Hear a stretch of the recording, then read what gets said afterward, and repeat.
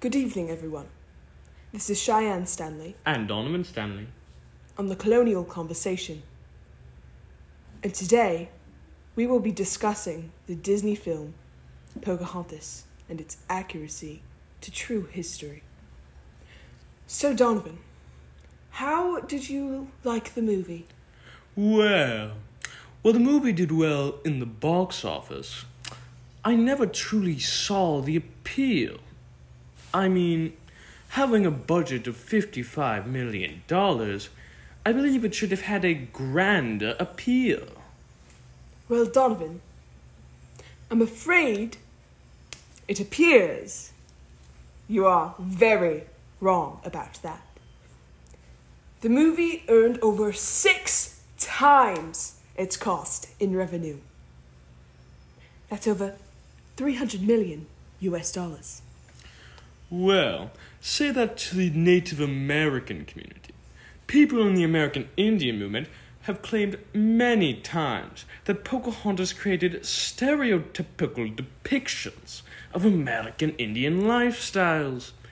In fact, did you know that Pocahontas was taken off Disney Plus TV due to Disney omitting labels for indigenous stereotypes and historical inaccuracies? It does not change the fact that Pocahontas is one of Disney's most recognizable princesses. Many little girls around America look up to Pocahontas as a strong female role model. Because, keep in mind, when this movie came out in 1995, there really weren't that many independent female characters. Most of the other Disney princesses were damsels in distress. The errors in lifestyle for the Native Americans did not present a wholesome environment for children in several diverse ways. Due to this, the creators of the film left out several gruesome details that occurred in Jamestown, Virginia, the setting of the film. Cheyenne, did you know about this fact? Radcliffe, that lazy, cantankerous governor of the New World colony, was not, in fact, tied up and shipped back to England, as the film would suggest. Actually, Radcliffe was captured by the Powhatan tribe, skinned alive, and then burned at the stake for all to see. Well, goodness, that is traumatizing.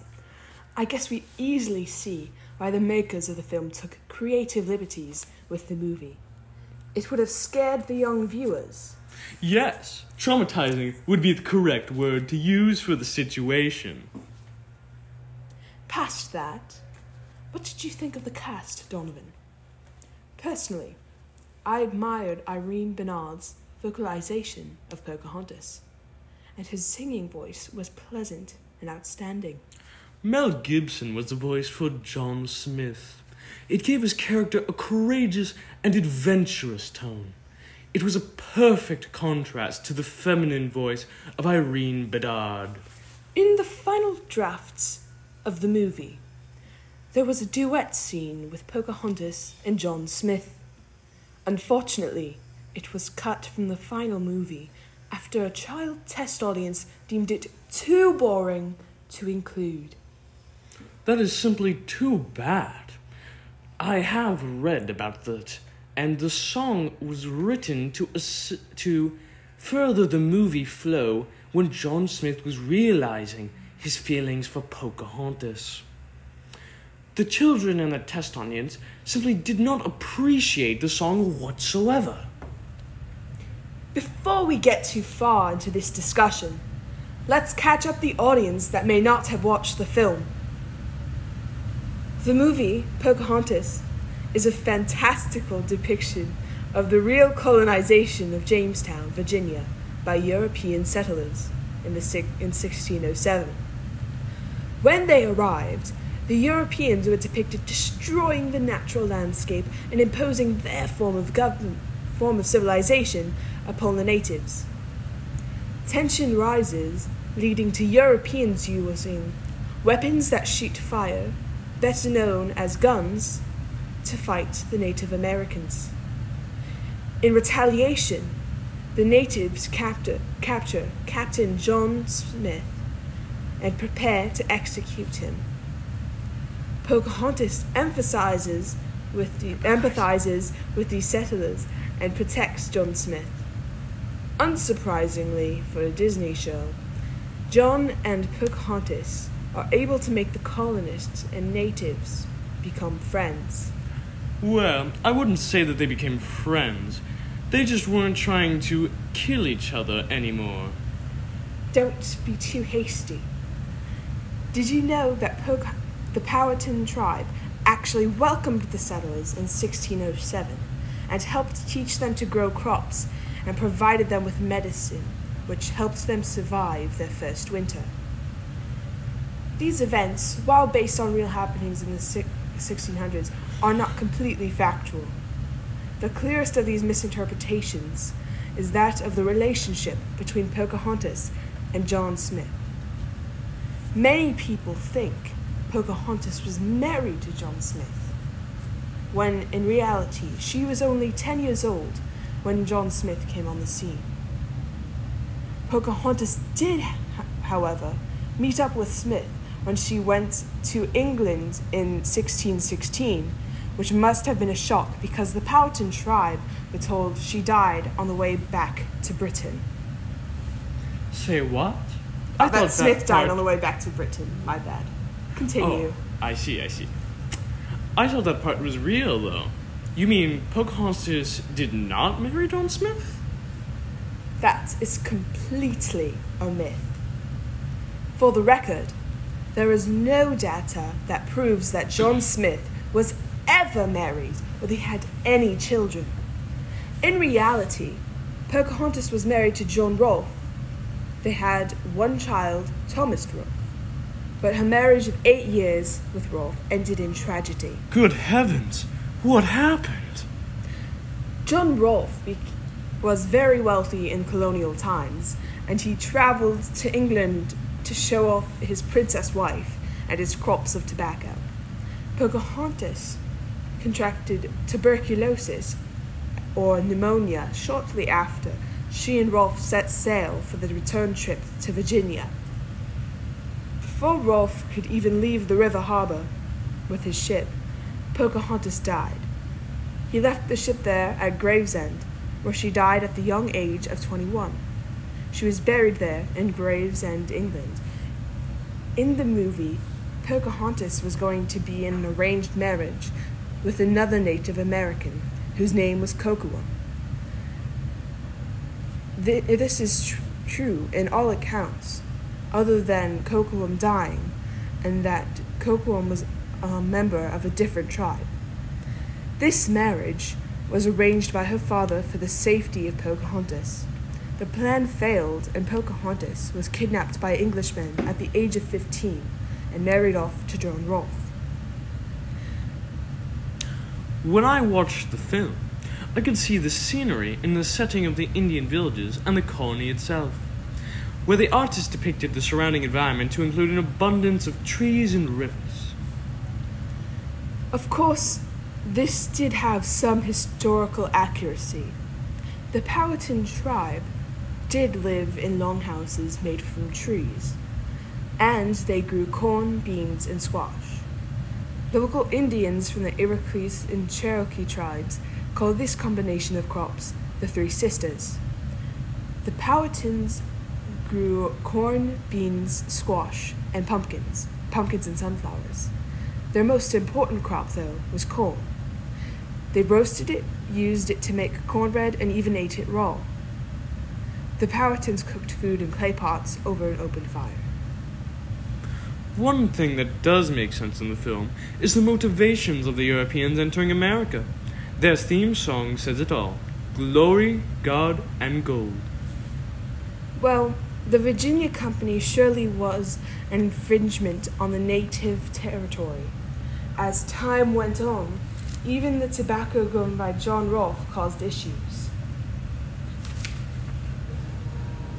The movie does show the difficulties of Jamestown in its early development. The colonists in the film even complained. They were saying around the campfire, "No gold, no food," while Governor Radcliffe sits up in the tent all day, happy as a clam. The film was quite tame in its claim of difficulties for the colonists. In fact, the settlers were so busy looking for gold, they didn't farm or scavenge for food. They began to go hungry. John Smith didn't say this in the movie, but one of his famous lines in history is, "Thou who will not work shall not eat." Yes, I have read that John Smith instilled a certain discipline among the settlers through these words. He is credited with saving Jamestown on several occasions, and once he left, I heard there was even a starving time in which many settlers died. I think the movie is admirable in the way it took a historical event and attempted to tell a children's story of the first settlement in America. But there are other admirable aspects.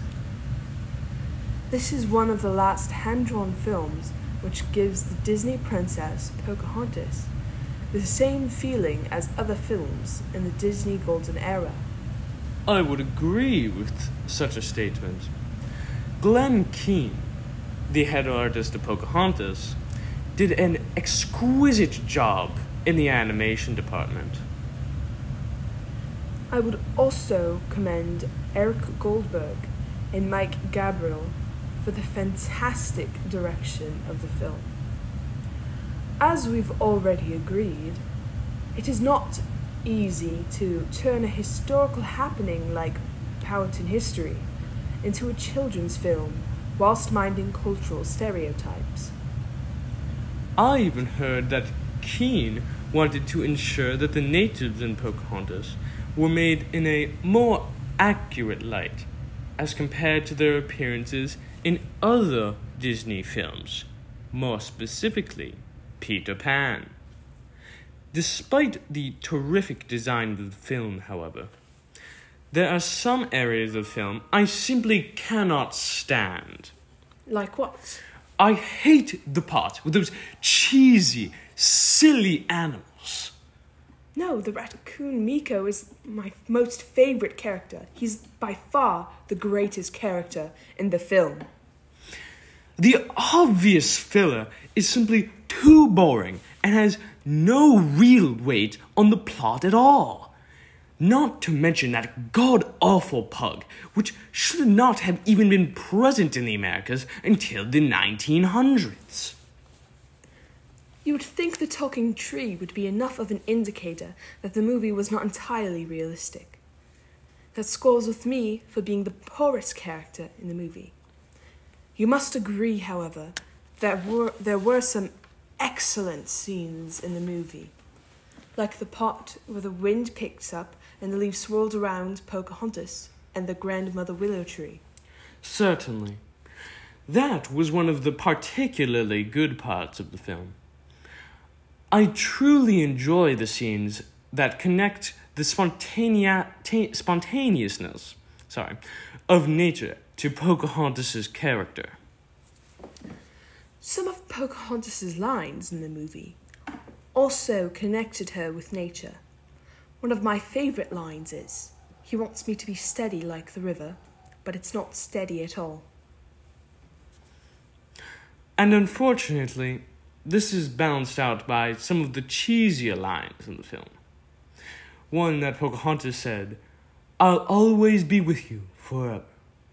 But hey, the relationship in the movie betwixt Pocahontas and John Smith does indeed carry some merits along with it. Do you happen to recall the line, "It's not like I have much of a home to go back to which Pocahontas responded, "You could belong here"? It's at least a fairly mediocre, if not exquisite, relationship. Hey, were you aware that Pocahontas' name was not really Pocahontas? No way, really? Yes, believe it or not, but it was actually Mataoka.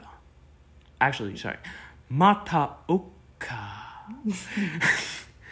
Her nickname was Pocahontas. which was meant playful one in the native's language. Due to her curious nature and always frolicking off to inspect something new, she was given this name. The best scene in the movie, in my opinion, would be Pocahontas jumping off the waterfall in the beginning of the movie. I think Pocahontas had by far the best scenes in the movie. The scenery is really quite accurate to the actual geological qualities within the Virginias. I would know this, as I have a farm in West Virginia, which I oft go to during the summer months. I too have visited Virginia many times, and once even found an arrowhead that may have even belonged to the Powhatan tribe in the past. The cinematics for some scenes like that are quite spectacular to see in the legacy of hand-drawn animation. Personally, I enjoy the scenes where boats are arriving in America. The directors used a combination of hand-drawn animation and supplementary CGI to create the effects of the boats arriving.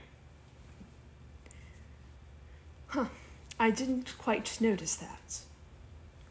The eastern woodlands of the 1600s are not shown very often in films. I think the environment of those areas could hold something with storytelling, as they do in Pocahontas. The amount of research done is quite credible here. And as you can see in the creation of these environments.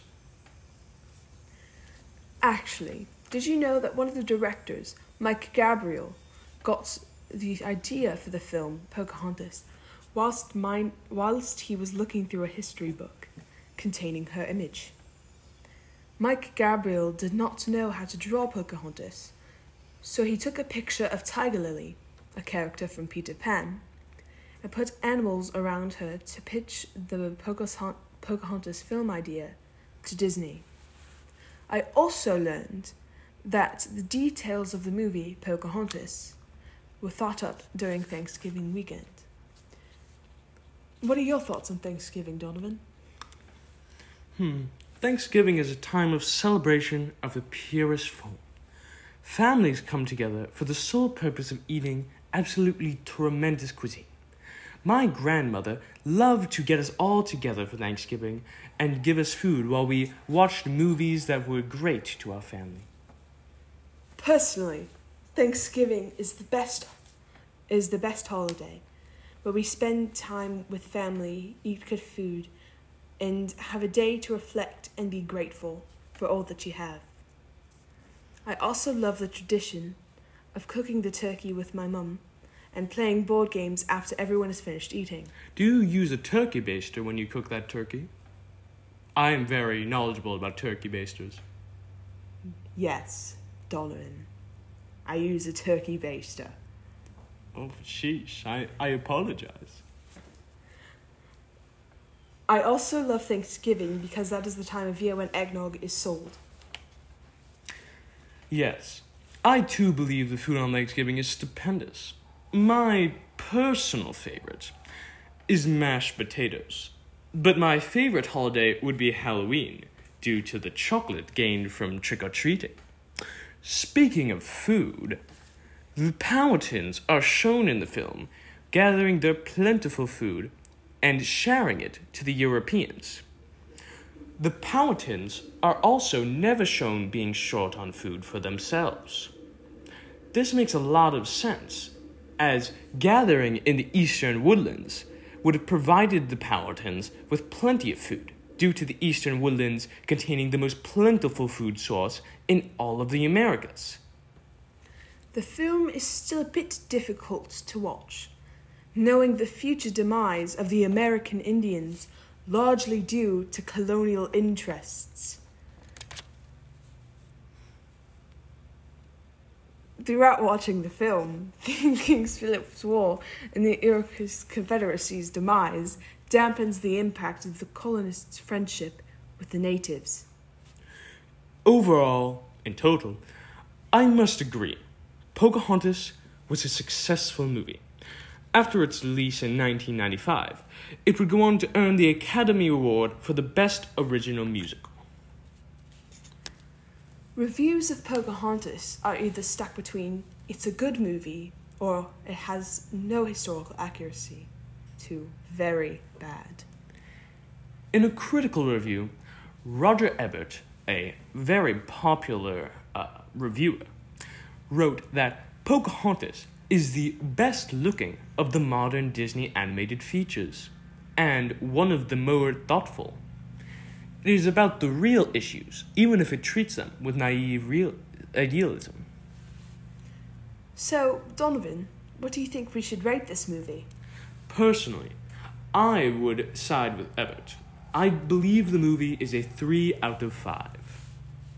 Either way, it is impossible to deny the grand success and impact that Pocahontas has had on the childhood of so many. This is Cheyenne And Donovan.